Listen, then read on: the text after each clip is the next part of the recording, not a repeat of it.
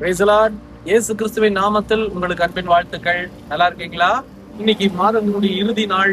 இந்த இறுதி நாடுல கூட நம்ம பார்க்க போகிற ஒரு காரியம் என்ன தெரியுமா? ராஜாக்களின் புஸ்தகம் 17ஆம் அதிகாரத்துல 16வது வசனத்தை நான் வாசிக்கிறேன். பைபிள்ல கவனிச்சு பாருங்க. கர்த்தர் எலியாவை கொண்டு சொன்ன வார்த்தையின்படியே பானையிலே மா செலவழிந்து போகவும் இல்லை, கலசத்தின் எண்ணெய் குறைந்து போகவும் இல்லை. எனக்கு பிரியமானவர்களே, கர்த்தருக்கு நம்ம கொடுப்பதுனால ஒரு லாஸும் நமக்கு வராது. அதுல பெரிய ஆசீர்வாதம் தான் நமக்கு உண்டு. அதுலதான் சொன்ன பாத்தீங்களா, நிறைவை காட்டிலும் குறைவிலையும் நம்ம ஆண்டவருக்கு உண்மையா இருக்கணும். பாத்தீங்களா, இந்த பெண்ணுடைய வீட்டார் எவ்வளவு பெரிய ஒரு ஆசீர்வாதத்தை கர்த்தருடைய நாமத்தினால பெற்றிருக்கிறாங்கன்னு. இந்த ஆசீர்வாதம் நமக்கு வேண்டாமா?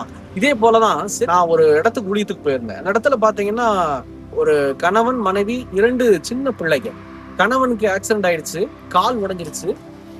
கண்டிப்பா ஒரு 2 மாசம் ரெஸ்ட் எடுக்கணும்னு சொல்லிட்டாங்க டாக்டர். அந்த டைம்ல என்னை உபவாச ஜெபத்துக்கு அந்த குடும்பம் அழைத்திருந்தாரு. நானும் போய் அவங்களுக்காக ஜெபித்து முடிக்கும் போது உணவு ஆயத்தம் பண்ணியிருந்தாங்க. சரி, உணவு சாப்பிட்டுட்டு கிளம்பலாம் அப்படின்ற போது ஒரு காணிக்கை எடுத்துட்டு வந்தாங்க கையில. நான் வாங்க மாட்டேன்ற ஒரு தீர்மானத்துல இருந்தேன். வேண்டாம், ஏன்னா எனக்கு தெரியும் அந்த பெண்ணுக்கு வேலை கிடையாது, ஹவுஸ் ஒய்ஃப், 2 குட்டி பிள்ளைங்க.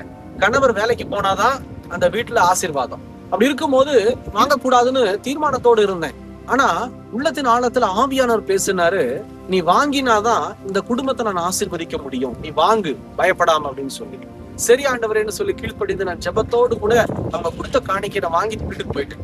போய் பார்த்தா அந்த காணிக்கை ஒரு தொகையா இருந்தது.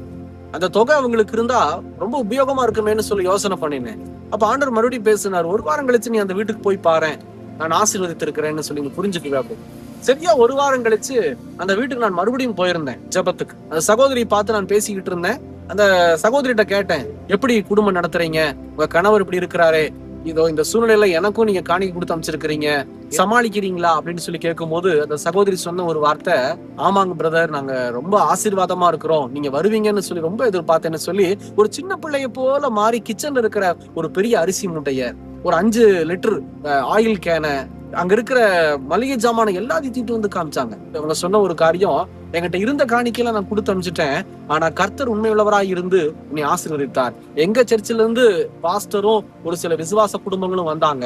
ஒவ்வொருத்தரும் ஒவ்வொரு காரியத்தை பொருட்படுத்திக்கிட்டாங்க. கடைசியில பாஸ்டர் என் கையில ஒரு குறிப்பிட்ட தொகையை கொடுத்து, உன் குடும்பத்தை நடத்து, நாங்க எல்லாரும் உங்களுக்காக ஜெபிக்கிறோம்னு சொல்லி எங்களுக்காக ஜெபம் பண்ணி இப்படிப்பட்ட ஆசீர்வாதங்களை தேவன் அவங்க மூலமா கொடுக்க செய்தார்னு சொல்லி அந்த பெண் ஒரு சின்ன பிள்ளைய போல கண்ணீரோடு கூட சாட்சி சொன்னாங்க.